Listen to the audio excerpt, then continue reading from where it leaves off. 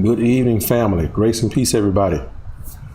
Pray that you all are doing well and have had a productive day today. I know some of you, if not most of you, are preparing for the anticipated weather that's ahead.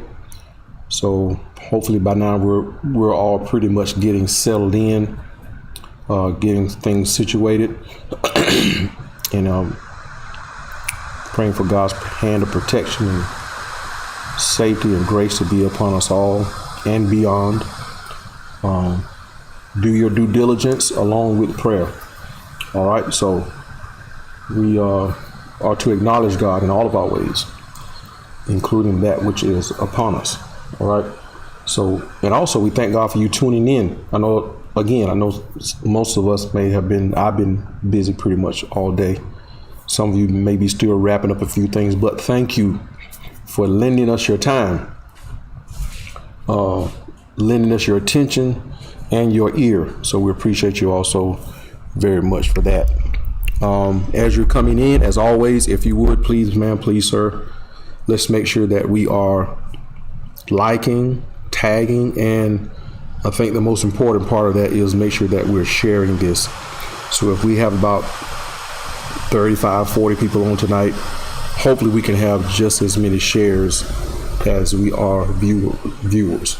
This way we can hopefully ensure that those who may not be aware of this session tonight, someone who would like to participate in this discussion, Bible study lesson tonight, they will have the opportunity to do so. Thank you for tuning in right here on our Facebook page and right here on our YouTube channel, if that's your preference. We're getting ready to get started in just a moment. We want you to hang around until the end. We have just a few announcements that we want to make mention of that we would need you to govern yourselves accordingly about this coming weekend. We have some ministry opportunities. Of course, we have our 41st church anniversary coming up. Some other announcements coming up. Other announcements concerning things that are coming up beyond this weekend. But nonetheless, if you just hang around just a little bit after this session tonight, we'll make mention of those announcements. All right. So again, we appreciate you all that are already on. Hit that share button. Make sure we hit that share button. It's going to be a wonderful discussion, wonderful time of study. We're still talking about right economics. And I took the liberty of putting the title / subtopic in the comment section earlier in this stream to kind of give you a heads up. We're talking about right economics and proper management of resources and people.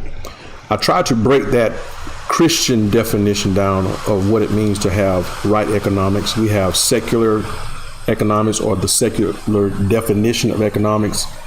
And we also have that Christian definition, that biblical definition of what economics should look like as believers. So I tried to break that down to its least common denominator when we're talking about having right economics. So if you would follow suit, put it in your comment section as well. When we're talking about right economics, we're talking about proper management of resources and people. Okay, so in other words, we have to be mindful of how we handle our resources and also how we handle people, because they go hand in hand. And I'll put that secular definition up in just a moment. But I wanted to make sure that you have a pretty good takeaway from what we've been discussing since this past Sunday. Having right economics, proper management of resources and people, because they go hand in hand. Remember the scripture that we had up in the beginning, Genesis 1:1. In the beginning, God created. Okay. In the beginning, God created, of course, the heavens and the earth. So we had it up on the screen. I'll put it up in a moment. Because God created something out of nothing, it is now our responsibility to create or make something out of something. And a part of that something that I didn't get into on this past Sunday, a major part of that something that God created was relationships. Okay. So we see why we had right relationships as a part of that list in breaking unhealthy cycles.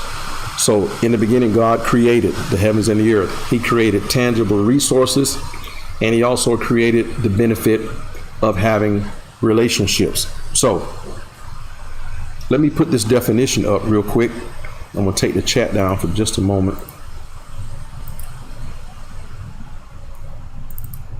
I'm going to put this up, this phrase, this statement that we just made tonight. I want you all to make a mental note of this.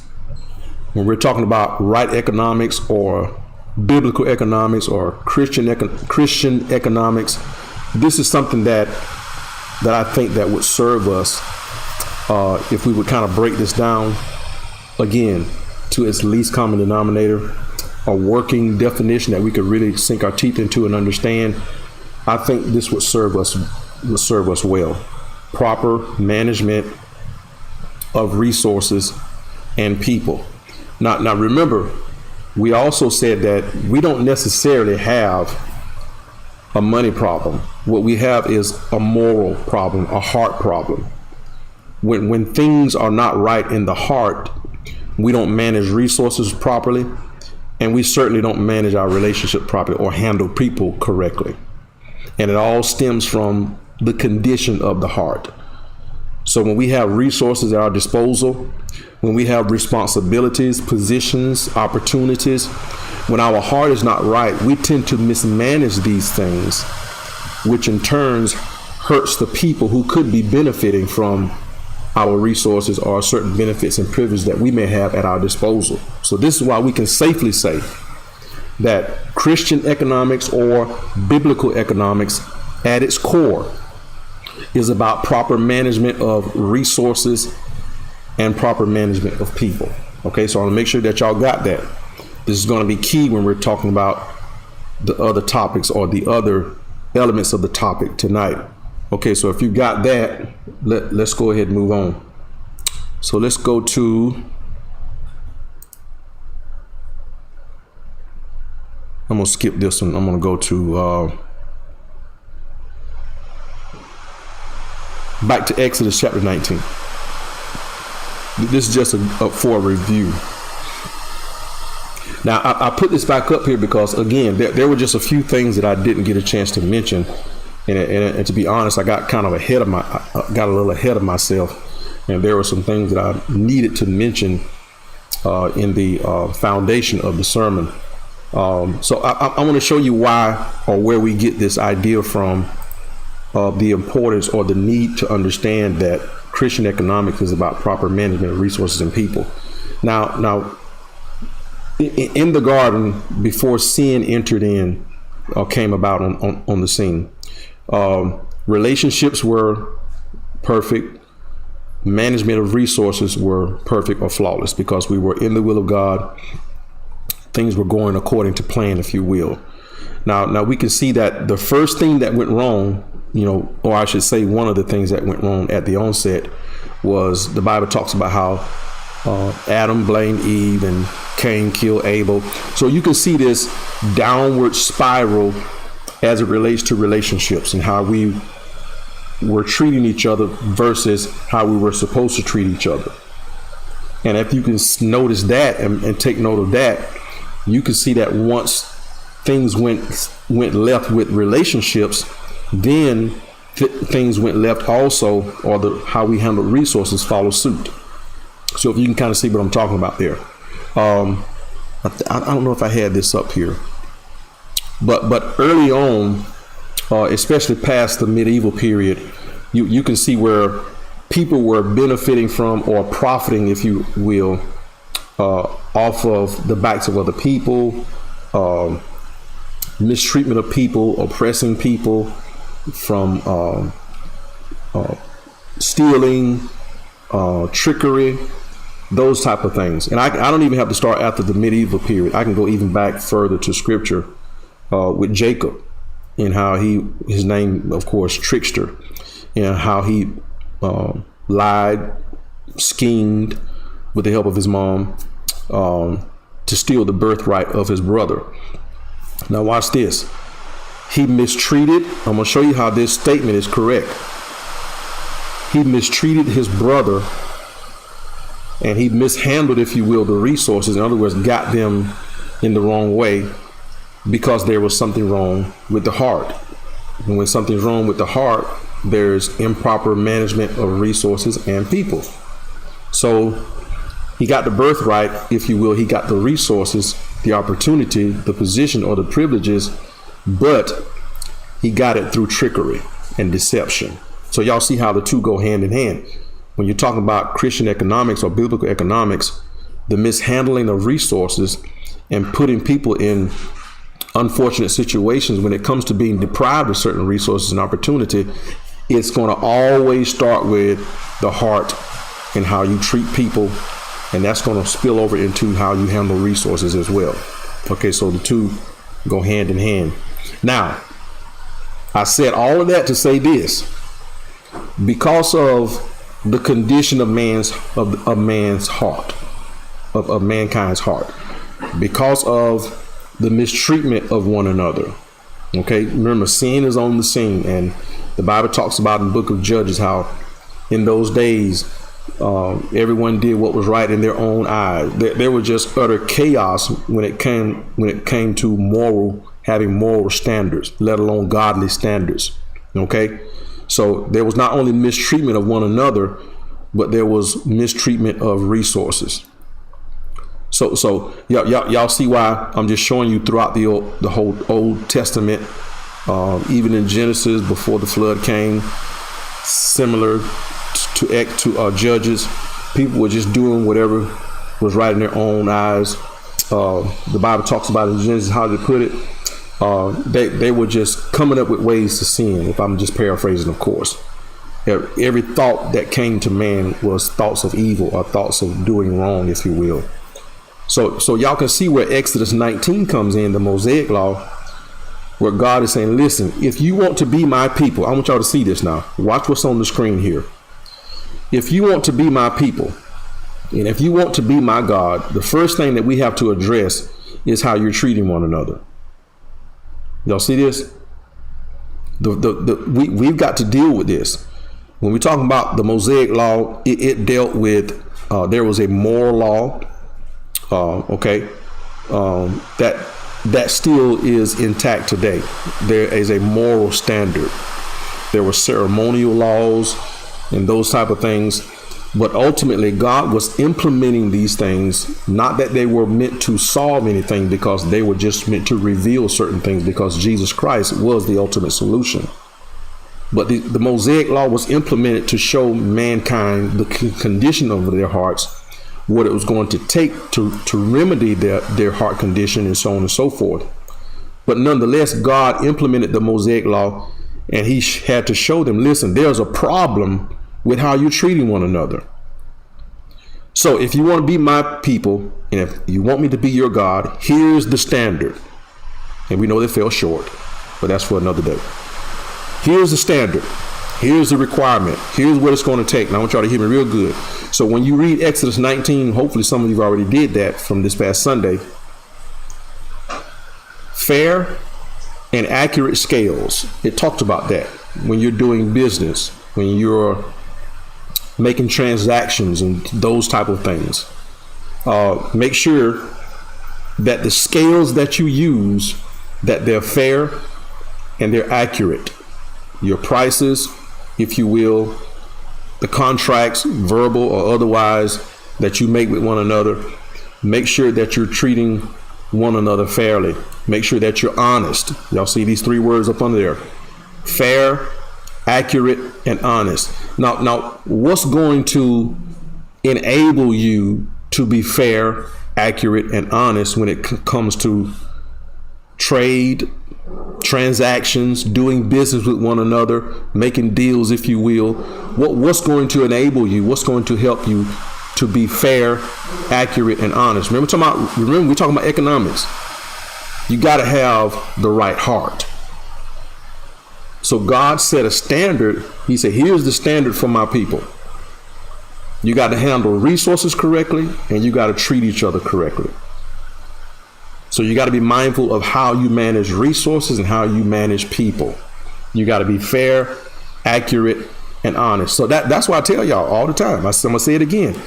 Today, we don't necessarily have a money problem. Oh, we ain't got enough money for this. Oh, this is too this and this. No, what we have is a moral problem. We have a heart problem. The people who are behind certain things, the people who set legislation into place, or people who are in certain positions, and people who own certain businesses, and blah, blah, blah, employees, employers. Yeah, it's a heart condition. And I may have time to get to this tonight, or may not. But when we talk about a heart condition, greed creeps into the heart. You know, that's why I think I asked a question on this past Sunday. When is enough enough? That's why the Bible talks about the love of money is the root of all evil. The Bible also talks about being cautious or being aware of. Make sure that you're not desiring. Don't take this wrong when I say this, but this is what the Bible says. It warns against desiring to be rich. Now, don't y'all run off to my pastor said we shouldn't want to be rich. That's not what I'm talking about. But what it's talking about is, matter of fact, somebody looked it up and put it on the screen. It warns against desiring to be rich. In other words, that's what drives you. In other words, that's your priority. And I think you can probably look at some other translations.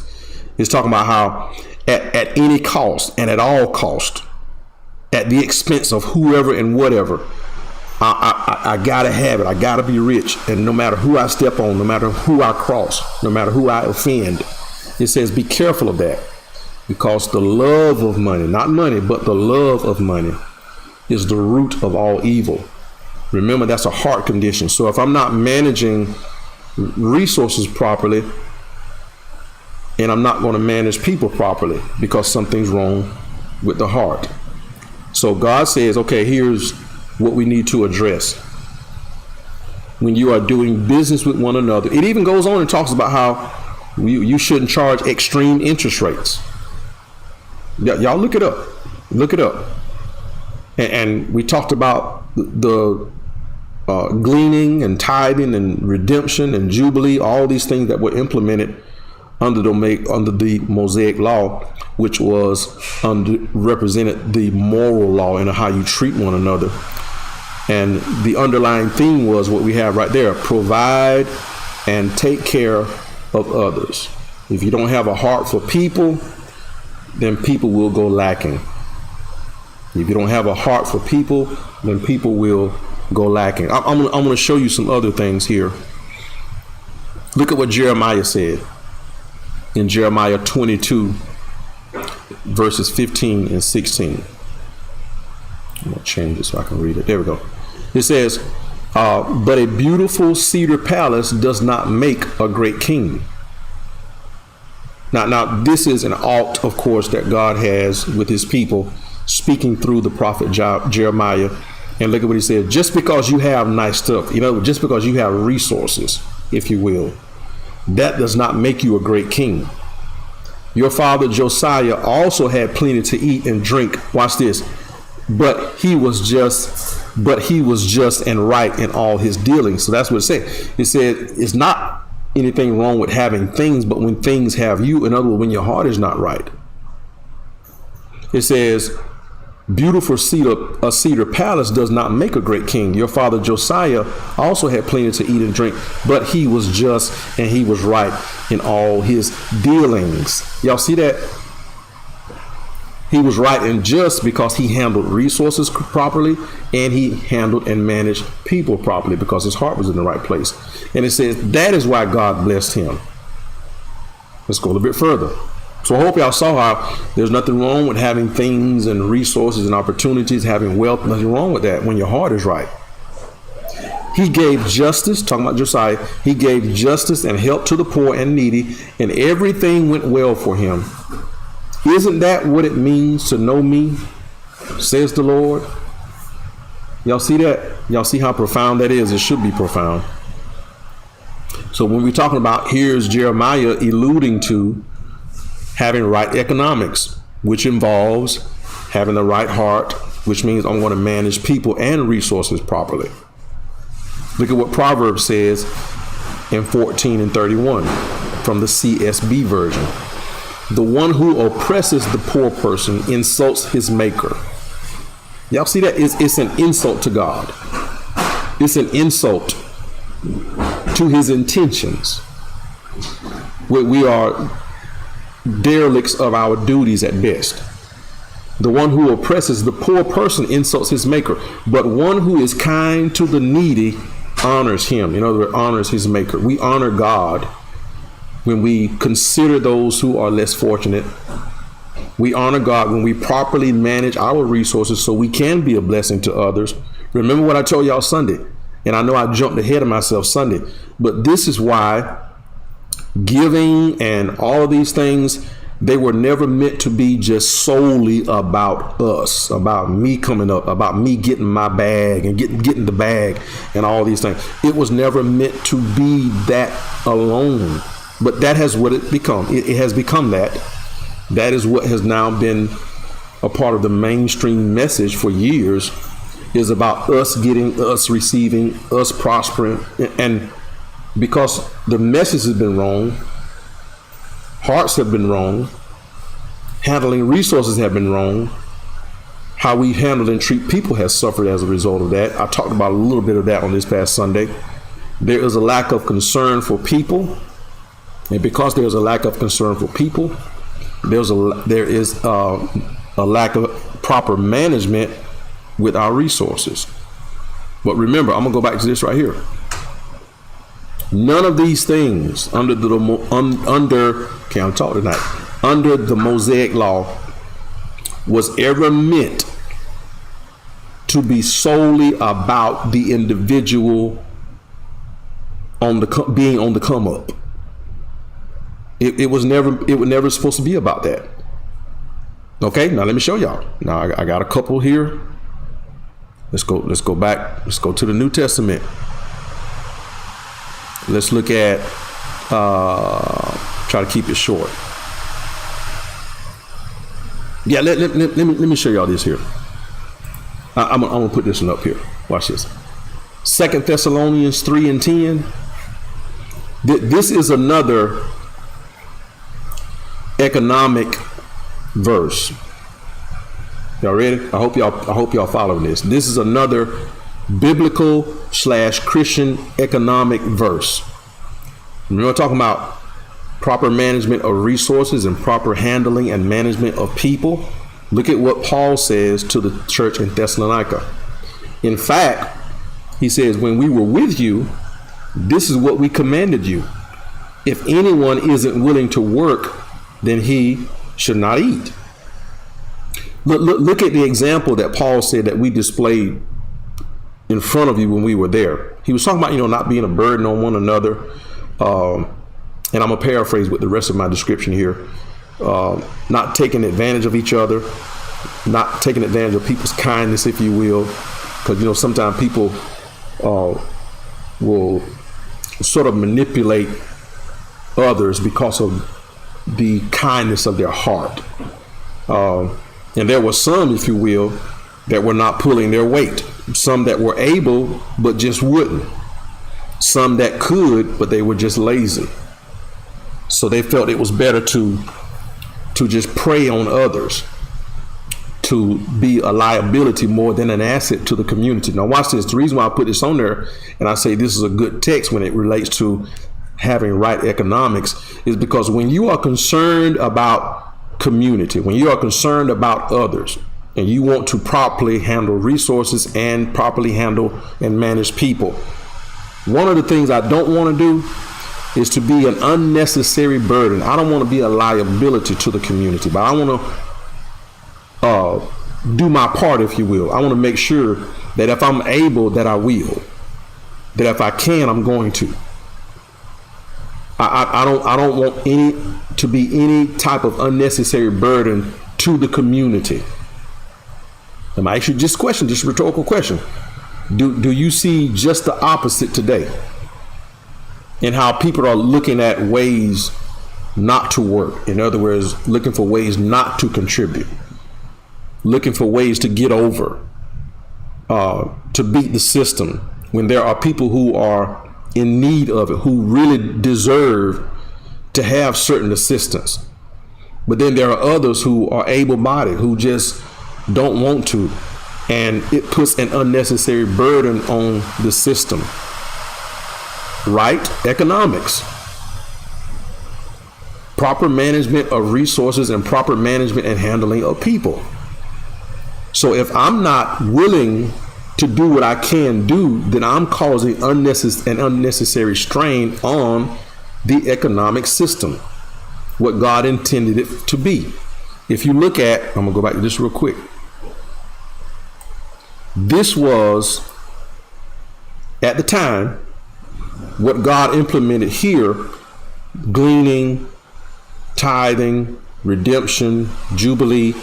At the time, we could say that was their modern day welfare system. Y'all got that? At the time, this was their way of taking care of those who were less fortunate or those who were unable to provide for themselves in certain ways in the community. There was no government, there were no programs, none of that. There was just community involvement. There was just community concern. And this was a standard that God placed on his people. Take care of one another. Manage your resources wisely. If you can be a blessing, be a blessing. If you can help someone, help someone. But at the same time, I'm going to put this back up there. But at the same time, if you can and you don't, if you're able and you're just not willing, remember, we lived this in front of you. We taught this to you.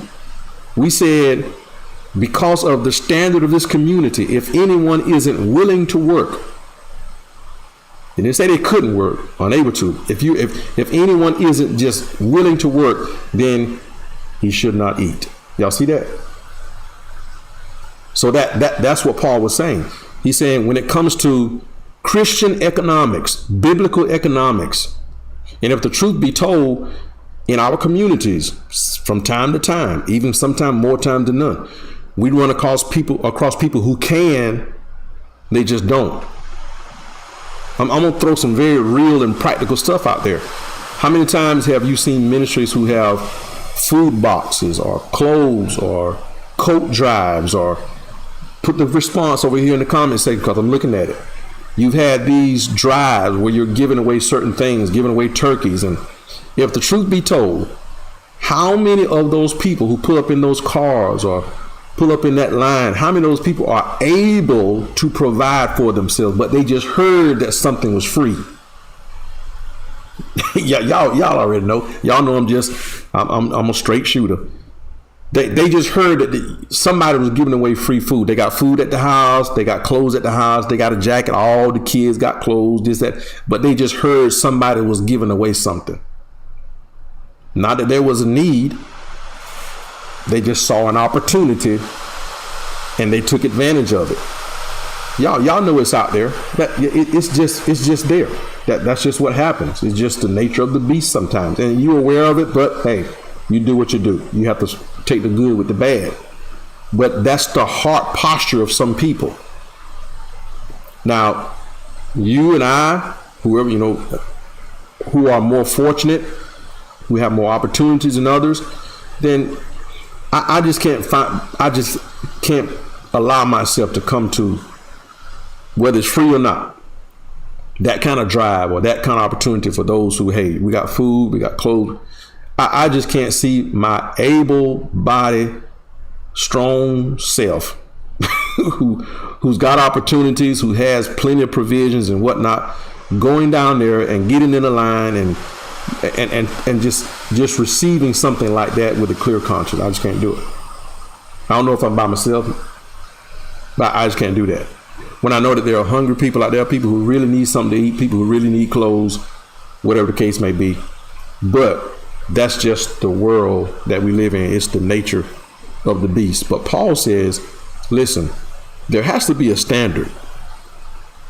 And trust me, I know you can't really tell or know who's who or what's what when you're doing those type of things. It was just therefore mention that as an example.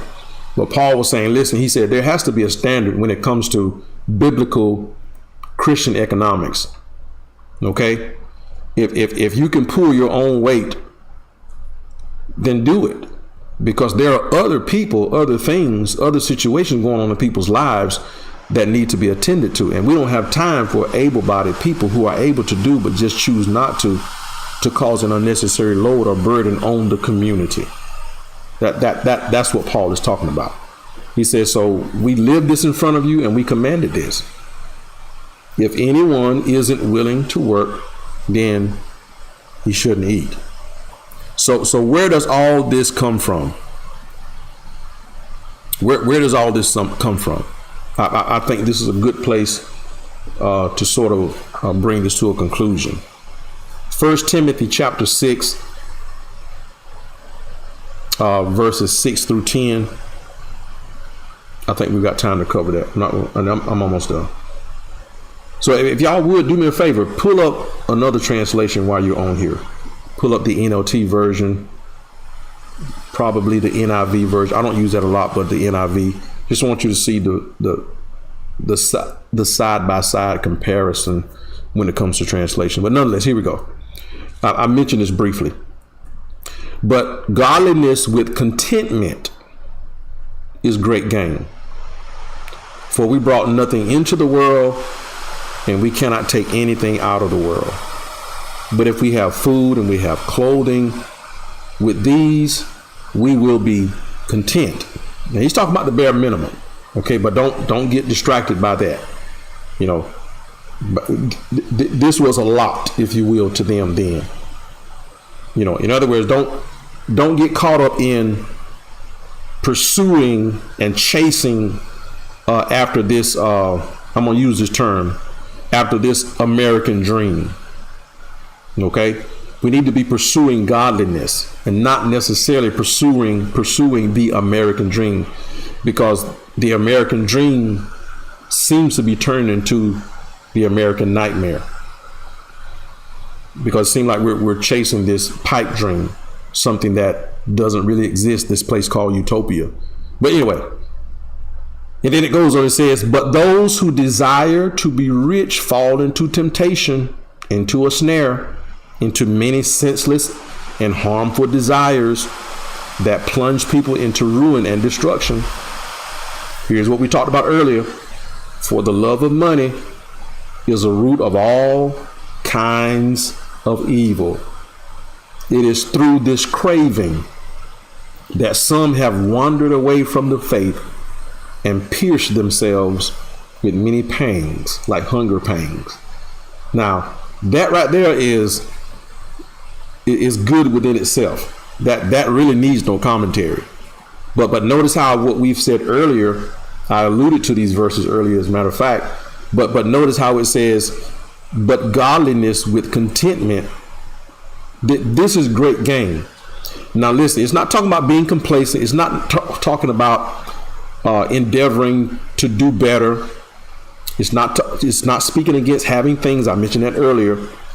What it is speaking against is not being content. Being content doesn't mean you settle. Here's the way I like to put that to give people a good understanding of what we're talking about. We're talking about contentment.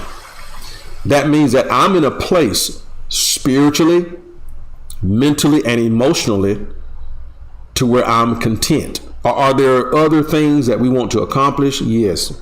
Are there things that you want to accomplish? Are there other things that you would like to have? Of course, there's absolutely nothing wrong with that.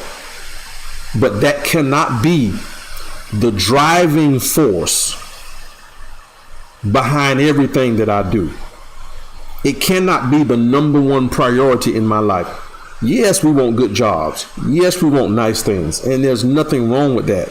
There's nothing wrong. I'm going to say this again. There's nothing wrong with having things. But when things have you, that's where the problem comes in. Godliness with contentment is great gain. Watch this. How many of you where you are right now, because I'm going to raise my hand when I say this, where I am right now, I'm content. I'm content. That doesn't mean I'm settling. That doesn't mean that my wife and I don't have certain endeavors or aspirations to do certain things beyond where we are now. It just simply means that where we are now as children of God, as people of God, as his children, we are content. In other words, it's not the driving force. It's not, oh, we got to do this. And nothing, watch this, and other things are not being neglected because of that drive to be successful, that drive to have stuff, that drive to have things. The most important things in our lives are being attended to. Our relationship with God, family, those things. Those things are the priority. Here's what I mean by that. I'm not going to, and you shouldn't either, we're not going to pursue riches and pursue resources and pursue wealth and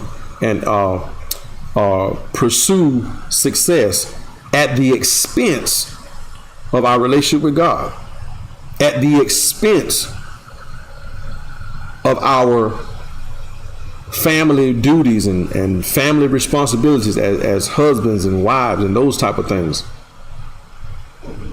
No, the first priority is this. We're going to honor God, we're going to love God, and we're going to love our neighbor. We're going to seek him first, his kingdom and his righteousness, knowing that the Bible said that all these other things will be added. They're secondary. They're secondary to the most important things, seeking him, his kingdom, and his righteousness. That's what it's talking about. Now watch what it says. Now watch this now. It says, verse 10, remember this one. For the love of money is a root. Notice what it says. I like the ESV version. That's why I tell you pull up NLT too. It's the root of all kinds of evils. This love, this drive. Now, I'm going to sit back because I want to see y'all comments on this one. Can we not see the direct results, or can we not see how this text is very relevant for today?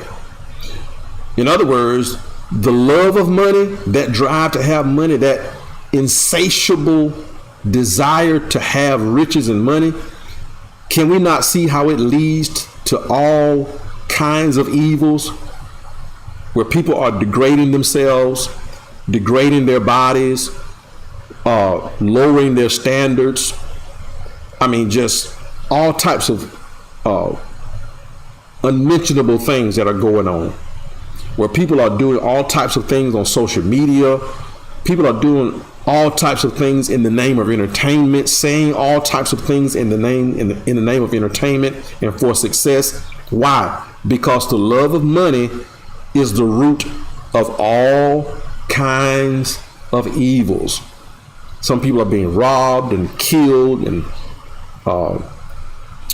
mistreated, killed even, because the love of money. It is at the root, or it can lead to, I should say, it can lead to all kinds of evils. And we're seeing that today. All types of things people are doing for the love of money.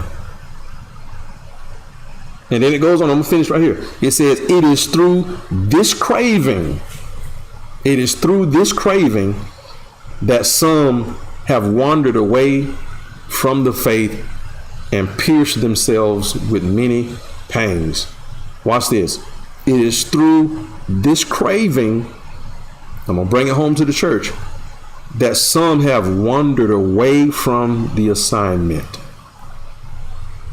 It is through this craving, this love of money, and I'll just add a few adjectives to it. This love of prestige and notoriety and recognition. It is through this craving that we have wandered, I use that term that we have wandered away from the assignment, away from the mandate, wandered away from the standard that God has required. It is through this craving, this desire to have this earthly success, that is no longer about God. Remember what I told y'all about even giving? This is why people are hell bent on, they will not turn loose from that thing. Y'all know, look, It's all about me. When I give, it's about me. When I give, it's about me. Because this desire, this craving to have things and to have stuff, it has bled over. It has bled over into our faith walk, into our doctrines. And you can't hardly get some people to turn loose from that and see that having right economics, having biblical Christian economics, it has always been has always been God's intentions for it to be about others, about Him and about others. When you're talking about resources, it's talking about proper management of resources and how we manage and handle others. But we have gotten away from it. We have gotten away from it. Just like 1 Timothy chapter 6, verse 10 says, it is through this craving, this desire, that now what God had intended to be one thing has become a totally different thing. It is now a man-made doctrine. Giving is no longer about what it was intended to be. Resources, provisions, opportunities, benefits is no longer about, in a lot of cases, it's no longer about what God intended for it to be about, which is to serve Him and to serve others. That doesn't mean that we neglect ourselves. I just read that. We just talked about that. But it is talking about, and I mentioned it Sunday, it's talking about as God elevates us, as God gives us more responsibility with certain resources. Yes, we're going to have certain things, but there also should be an awareness of not only what we have, but what we can do for others, how we can benefit others in the kingdom. Y'all got that? Now I'm going to take this down, put the chat back up real quick.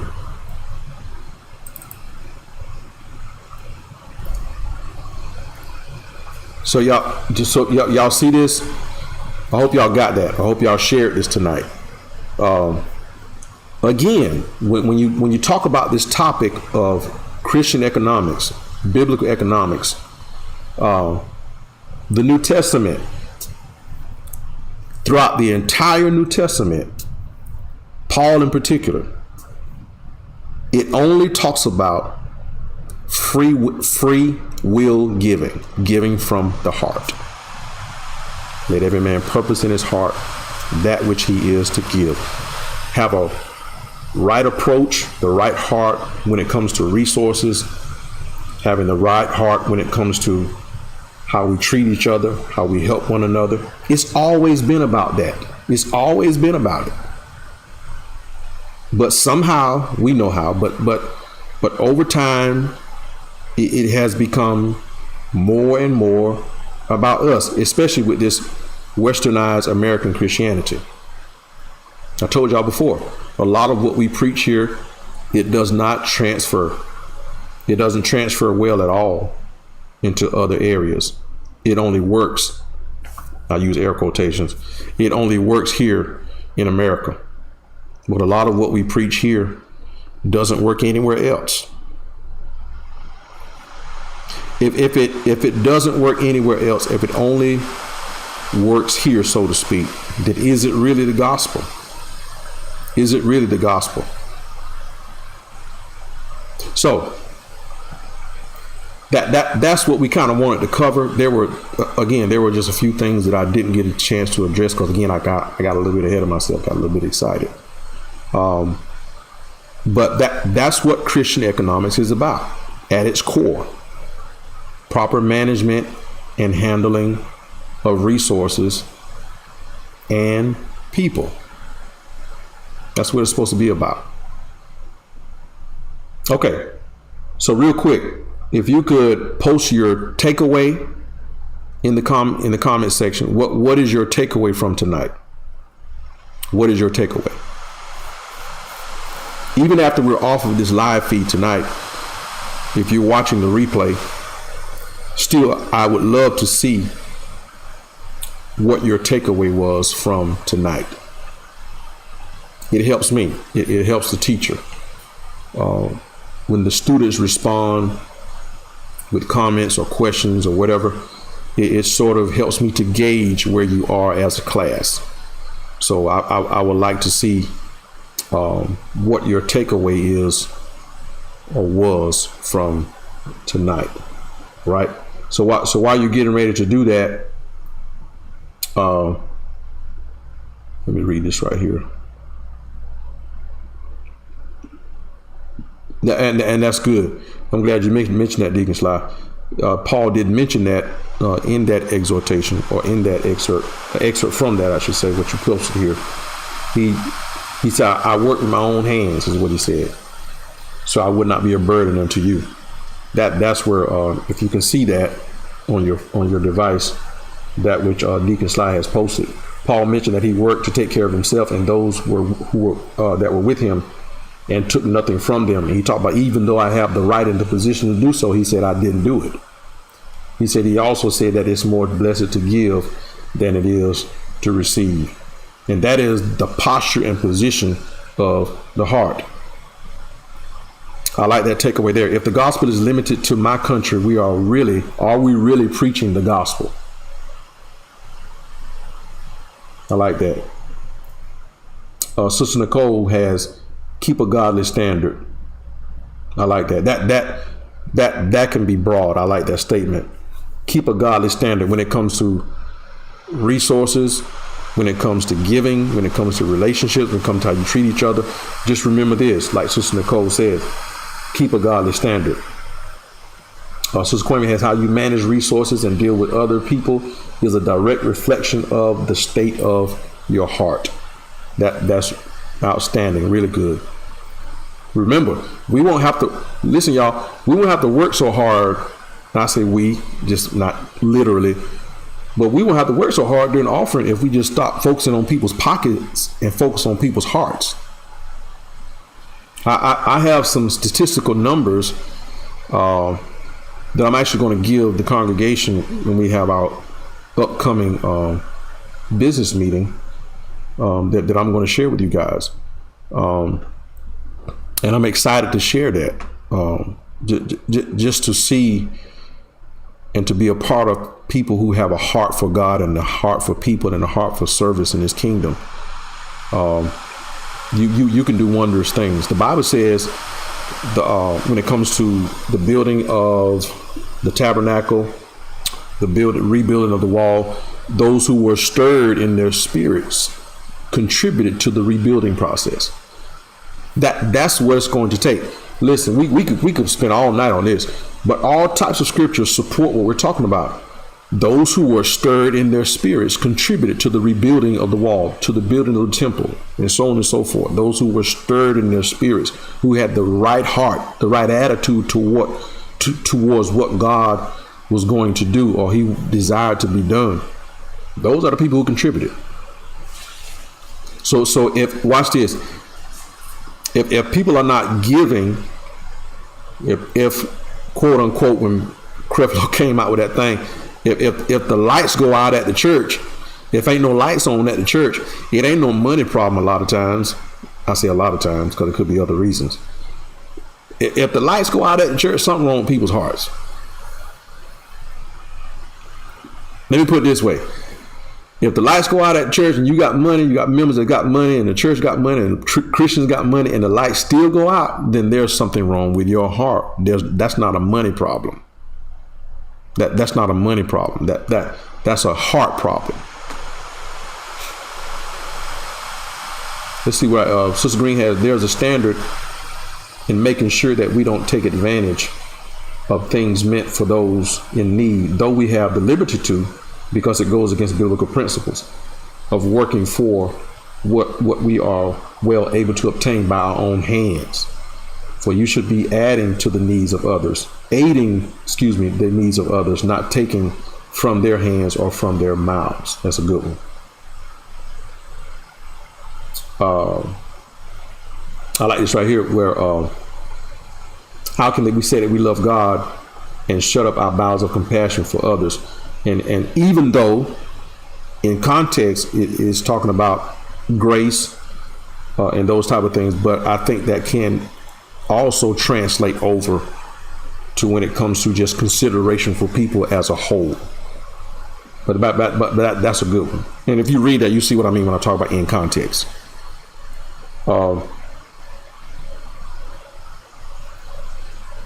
First Lady has, if we let God work on our heart, money and other resources will come. That's a good one there. I like this right here. Sister Sophie has, know when to open your hand to give and know when to keep a closed hand. But y'all should be liking that one right there. That's a good one. That's a good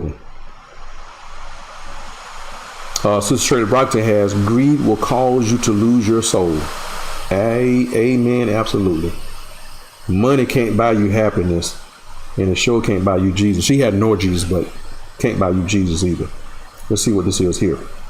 We have, I'm looking on here, Brother Chambers, to see if I can, I wonder why it's coming up here, but not on my phone. Let me try that.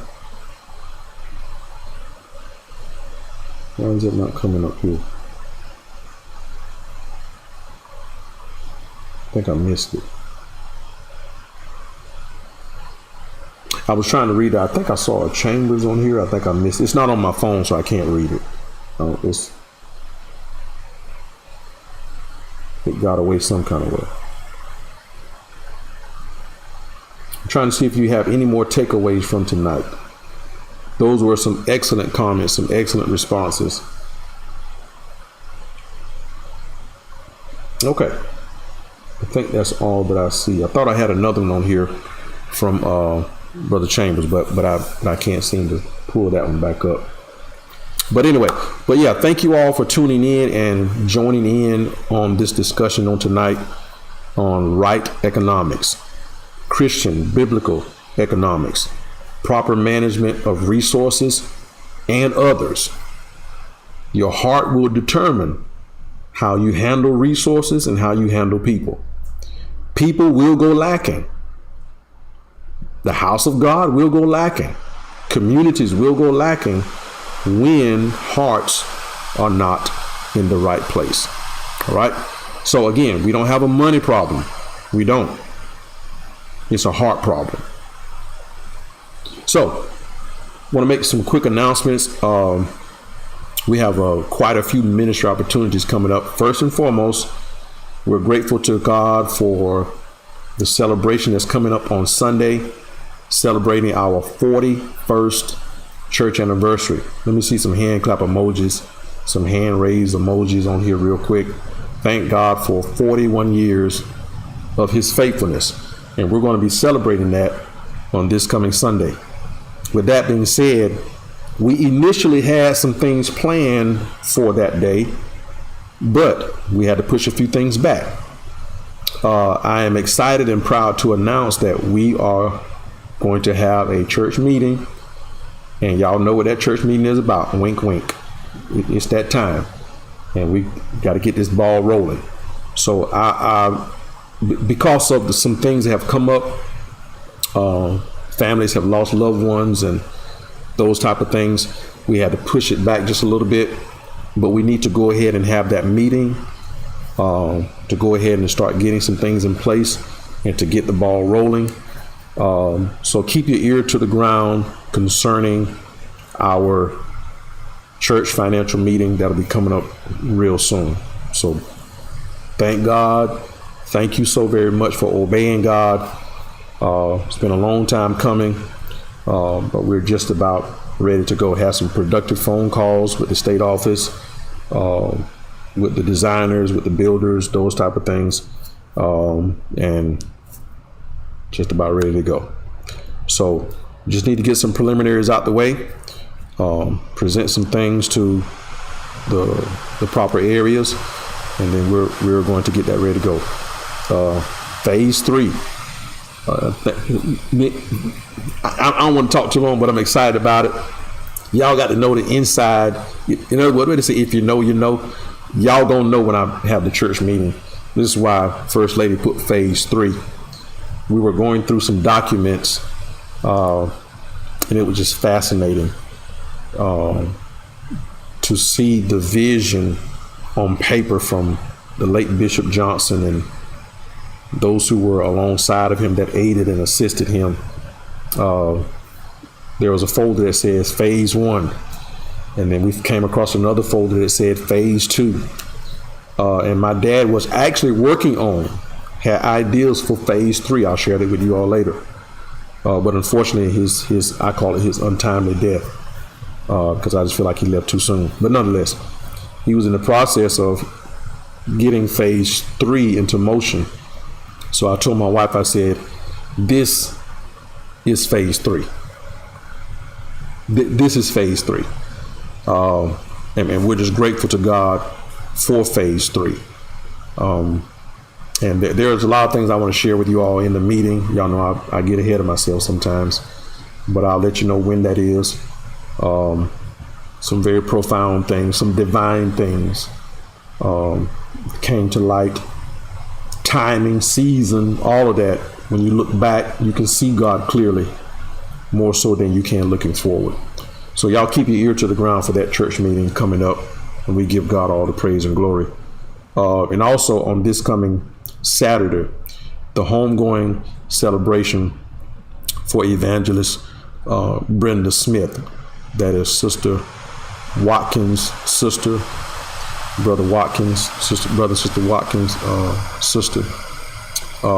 That homegoing celebration will be on this coming Sunday at 11 a.m. at the 9th Grade Academy gym. Okay, so govern yourselves accordingly. I'm not completely aware of the visitation situation. Some of you may be a little bit more privy to that information. But if you have the opportunity to express your condolences and your concern towards that family, let's just make sure that you do that. Okay. So that is that. I see Sister Goodman say Saturday. Did I say something wrong? I might have said the wrong date. But it is this coming Saturday at 11 a.m. Okay. That is the homegoing celebration for evangelist Brenda Smith. Church anniversary coming up again on this coming Sunday. And also, let's keep in our prayers Sister Clark's family, her son-in-law, Bertie Ingram, her daughter's husband, lost his mother on this week. And we will be making accommodations for them as well on this coming Sunday. And I know we have a lot going on, but if we have the opportunity to help, then we're going to do just that. So we're making some adjustments, making some sacrifices to accommodate that homegoing celebration, which will be right after our church anniversary service beginning at 4 p.m. They are in need of a social hall as well. So for a couple of people, yes, it's going to be pretty much a full day. But when it comes to kingdom service and helping people who are in need, it'll be well worth the sacrifice and the time. So keep Sister Clark, her daughter, her husband, her daughter's husband, Brother and Sister Ingram. Y'all keep them in your prayers during this time of bereavement. So if there's anything that you can do to help bear the burdens of that family, then by all means take advantage of that ministry opportunity. There are other bereaved families that are in the community. Don't know the family specifically, but there are other bereaved families that will be utilizing the pavilion for this weekend as well. Keep them in prayer. We went there and got things situated for that family. Listen, like I always say, y'all, there is much to pray about. This is why the Bible said, pray without ceasing. If you're not praying, then you're not aware of what's going on in this community. From Waycross to Douglas and beyond, there's much to pray about in these times that we live in. Continue to pray for Sister Faith and her family, her mom in particular. We're praying that God will intervene, praying for a miracle. There are so many others. I don't want to get to name people because I miss somebody. But there are so many others that are in need of prayer. And we solicit your prayers on their behalf, because I still believe that when the church prays, some things are released and some things are changed. So we're going to keep praying and believing God because He has the final say so. I want you all to be mindful of as well the community-wide service that's coming up on next month. So y'all be mindful of that. I think the flyer is already out on that. So you can find that on social media somewhere. The Unity service coming up on the 4th Sunday of next month. And also, I'm sorry, not 4th Sunday next month, but the first Sunday in November is when that's going to be. The 4th, make sure I got my dates right, the community collaboration with the Trick or Trunk. I call it Fall Festival. That's in the works as well. And that's going to be October 30th, which is on a Wednesday. I'm getting my dates crossed up. Got a lot going on. But that's going to be out at Jardine Stadium. And we are collaborating with other ministries. If you're on the members page, hopefully you've noticed that and govern yourselves accordingly. We'll have more information coming out on that as well as we get a little bit closer. But there's going to be a collaboration with some other great ministries on that day. It's going to be October the 30th on that Wednesday evening, beginning at 6 p.m. all the way up until 7:30 p.m. You may have been more familiar with it being called the Rock the Block, but still is going to have that approach to it. Just more of a fall festival feel, more of a fall festival type approach is what that's going to look like. Okay, let's keep Brother Edwards in our prayers as well as First Lady, the First Lady, as my wife has posted there. Let's keep him in prayer as well. And if there's any dates that I'm missing, First Lady, help me out. So let's be mindful of that as well. All right, so I'm trying to think of.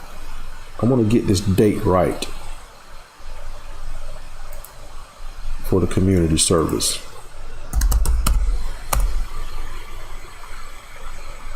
If y'all have that, y'all put it up real quick, because I don't want to put out the wrong information. I just don't have the flyer here next to me, and I got a lot of dates in my head. But anyway, y'all can find that flyer somewhere on social media. I think they've already got it out. I'm pretty sure they already got it out.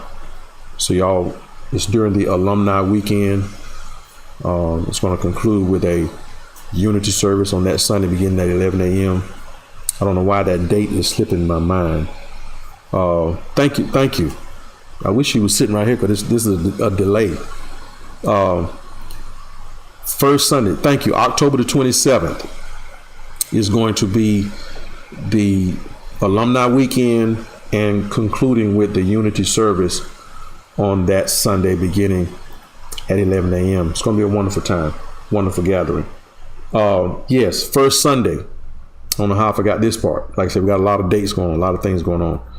We will be fellowshipping with Faith Alive Ministry on October the 6th. I think that's the first Sunday of next month in October at 5 p.m. at Faith Alive Ministries. We're going to be having a fellowship service with them. I think it is a family and friends service.